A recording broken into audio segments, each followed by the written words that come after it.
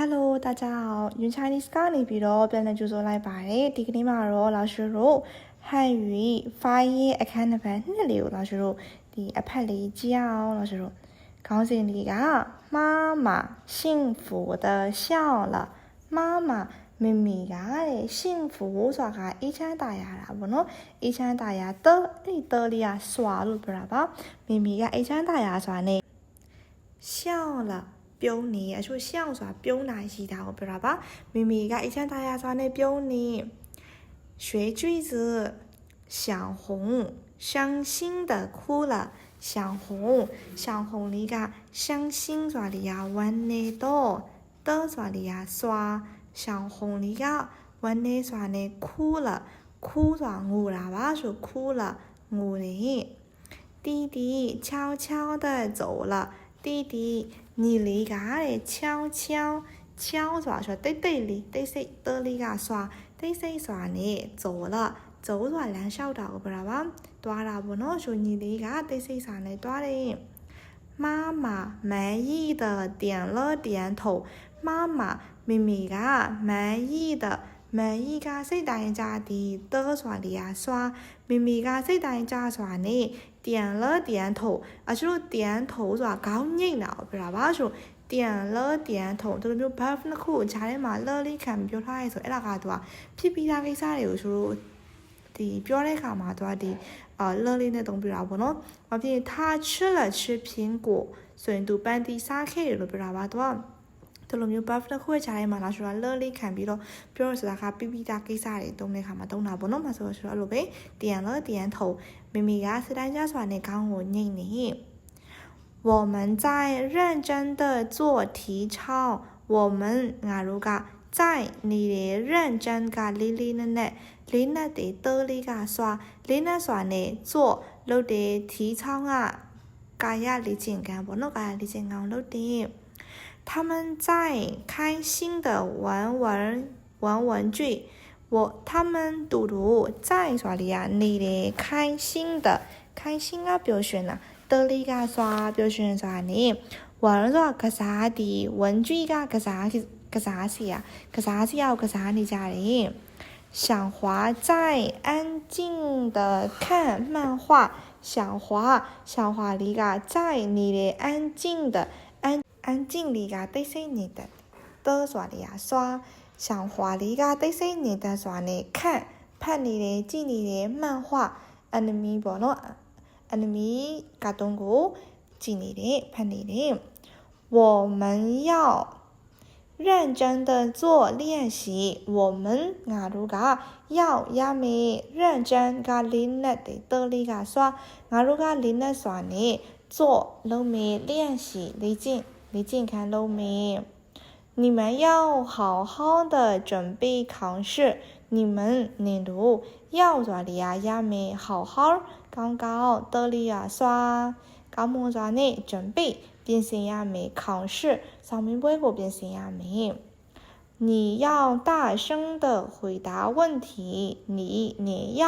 ရမယ်大聲大ဆိုတာလေးကြီးတော့聲ဆိုတာအတန်ကြီးဆိုအတန်ကြီး得力စွာအတန်ကျစွာနဲ့回答ပြန်ဖြေသည်問題မိခိုးတွေကိုပြန်ဖြေရမယ်အဲ့ဆိုတော့နောက်တစ်မျက်နှာလေးဆက်ကြည့်အောင်讀課文媽媽幸福的笑了မိမိကအေးချမ်းသာရစွာနဲ့ပြုံးနေ今天是母親節今天ဒီနေ့是လျာကဒီနေ့က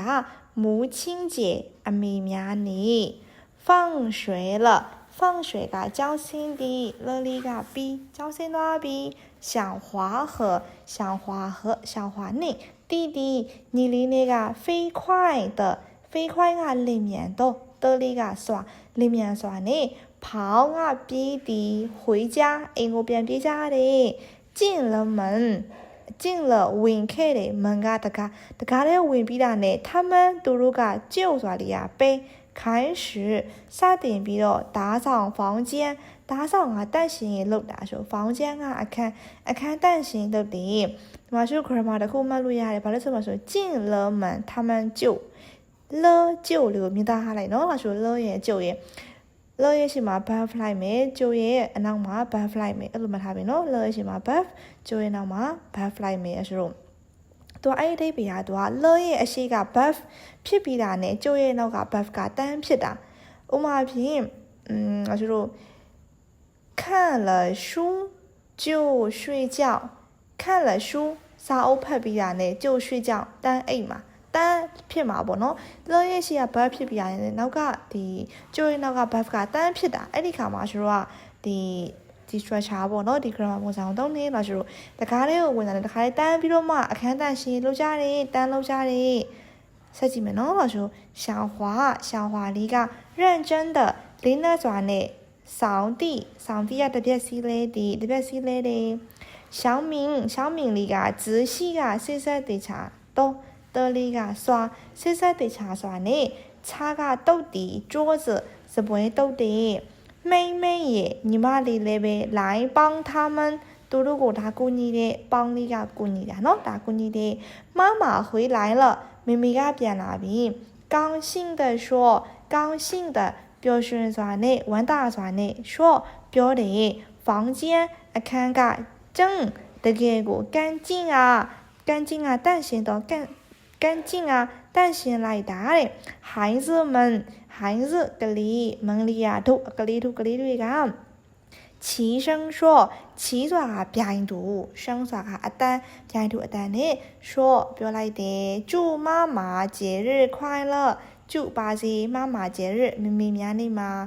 快乐表示ပါစေ妈妈幸福的笑了မမေကအိတ်ချမ်းသာရစွာနဲ့ပြောလိုက်တယ်好အဲ့ဆိုရှင်နောက်တစ်မျက်နှာလေးဆက်ကြည့်အောင်စာမျက်နှာ8绕口令就绕口令ဆိုတော့အရှိတခါမှပြောခဲ့တယ်နော်ကျတို့ဗာလေ顺波顺ပြေ顺မွေး顺မလို့အဲ့လိုမျိုးပြောသလိုမျိုးပေါ့နော်ဆိုတော့တန်းပြိုင်လာအဲ့လိုမျိုးပြောတာပေါ့နော်အဲ့ဒါကိုဆိုတာဒီကပြားလေးပေါ့ဆိုတော့绕口令လေးပေါ့ဆိုတော့彭和平နဲ့彭ဆိုတာလားဆိုတော့ဒီစလုံးကိုပြောတာပါ和ဆိုတာတွေကနဲ့平ဆိုတာတွေကပလင်းစလုံးနဲ့ပလင်းနဲ့桌上桌ဆိုတာတွေကစပွဲ上အပေါ်မှာ放ထားတဲ့个တစ်ခု盆လေးကစလုံးတစ်ခုထားတယ်盆里ဒီစလုံးရဲ့လီအထဲမှာอยู่ရှိတယ်个တစ်ခု平ပလင်းတစ်ပလင်းရှိတယ်平ပလင်းကဖုံဆိုတာစောင့်မိတာ盆ဆိုတာကဒီစလုံးကိုစောင့်မိပြီးတော့ဖို့ကဖြက်စီးလိုက်တယ်ပလင်းကစလုံးကိုစောင့်မိပြီးတော့ဖြက်စီးလိုက်တယ်盆စလုံးကတဲ့ဖုံဒီစောင့်မိတယ်ဖြင်းပလင်းကိုတောင်ကပြုတ်ကြအောင်စောင့်မိလိုက်တယ်不知မသိဘူး知道ရဲ့知နော်ဆိုမသိဘူးတဲ့是ဖြစ်တယ်ဖြင်းပလင်းကရှမ်းအရင်ဖုံကစောင့်မိမှာလား盆ကဒီစလုံးကိုပလင်းကစလုံးကိုအရင်စောင့်မိမှာလားမသိဘူးတဲ့还是都门后盆စလုံးကရှမ်းအရင်ဖုံစောင့်မိမှာလားဖြင့်ပလင်းကိုစောင့်မိမှာလားမသိဘူးတဲ့我现在告诉表妹喏说盆和瓶桌上放个盆里有个瓶碰盆破盆碰瓶倒不知是瓶相碰盆还是盆相碰瓶ဒါလေးအိမ်မှာဆိုကြည့်နော်လားဆိုတော့ဒါဆိုတော့အခန်း3လေးရောက်သွားပြီလားဆိုတော့ရှင်းစလေးကိုကြည့်အောင်နော်စကားလုံးတစ်မိနစ်လေးကြည့်အောင်နံပါတ်1ကဆိုတော့အဲ့ဒီတော်လေးရတာဆိုတော့လေတာဆိုတဲ့အဓိပ္ပာယ်တာဆိုတော့အရင်တော့တင်ခဲ့တာကဒီ handset လေးရအရှိမတင်ခဲ့တဲ့ handset 2မျိုးလုံးပေါ့နော်မတူခဲ့ဘူးเนาะအခုဒါနောက်ထပ်တစ်ခုထပ်တွေ့တာဒီဆိုတော့တော်ကတော့3လုံးရှိရဲ့အခုတစ်ခုစုံအောင်တွေ့ပြီးသွားရင်တော်တိတော်ဆိုပြီးတော့ဒီတော်ဆိုတာကတာဆိုတဲ့အဓိပ္ပာယ်ကိုပြောချင်တဲ့အခါမှာဒီတော်လေးကိုရေးပြရတယ်ဟိုအဖြစ်တူပြေးတာမြန်နေတူရီတာလာတယ်အဲ့ဒီမျိုးတာလို့သုံးရတယ်ဆိုတာဒီတော်ရင်းလေးကိုသုံးအောင်ပါဟိုအရှိမရေးခဲ့တဲ့တော်ရင်းလေးတစ်ခုသုံးလို့မရဘူးပေါ့နော်ဆိုတော့နံပါတ်2လေးက胖ဆိုတာလေးကဝတော့ဝနော်ဆို胖的ဝလေးတို့နံပါတ်3လေးက运动员အားကစားသမား运动员အားကစားသမား演员တရုပ်ဆောင် ဒါကရုပ်ရှင်မနာမနာမိပြောတာနော်ဆိုဟိုတရုတ်ချုံတဲ့စာမဟုတ်ဘူးနော်ဆိုတော့ကျွန်တော်နည်းနည်းတာနဲ့တာအောင်တိတ်ပြီးအတန်ကတိတ်မကွဲဘူးလို့နော်ချုံတဲ့စာမဟုတ်ဘူးနော်ဒါကရုပ်ရှင်မနာမနာမိရန်ရွမ်မာဆိုတာလေမြင့်စီးတဲ့မြင့်早လေးကစောတော့早上ရဲ့早နော်ဆို玩ဆိုတာကနောက်ကျတော့晚上ရဲ့晚帅ချောတော့他很帅အဲ့ဒါနော်ဆို对ဆိုတာလေးကအတင်း对陣ဆိုတာကအတင်းကောင်းဆောင်對陣အတင်းကောင်းဆောင်代表ကိုစားပြုသည်代表ကိုစားပြုသည်參加ပါဝင်ဆင်နွှဲသည်參加ပါဝင်ဆင်နွှဲသည်နောက်တစ်ခုလေးကထိုးဆိုတာကပြစ်သည်ဘောလုံးတွေပါတယ်ပြစ်ထည့်တာအဲ့လိုမျိုးပြစ်သည်နံပါတ်14လေးကကျွမ်းဆိုတာကကွက်တိတိကျတော့လည်းရတယ်လားဆိုတော့刻苦ကကြိုးစားအားထုတ်သည်刻苦ကြိုးစားအားထုတ်သည်成绩里压满成绩很好压满高呢成绩压满ဒါလေး老師ကိုကြက်ထားပြီနော်老師နောက်ပြီးတော့မှအရေးလေးရေးမယ်ဆို好那我們再見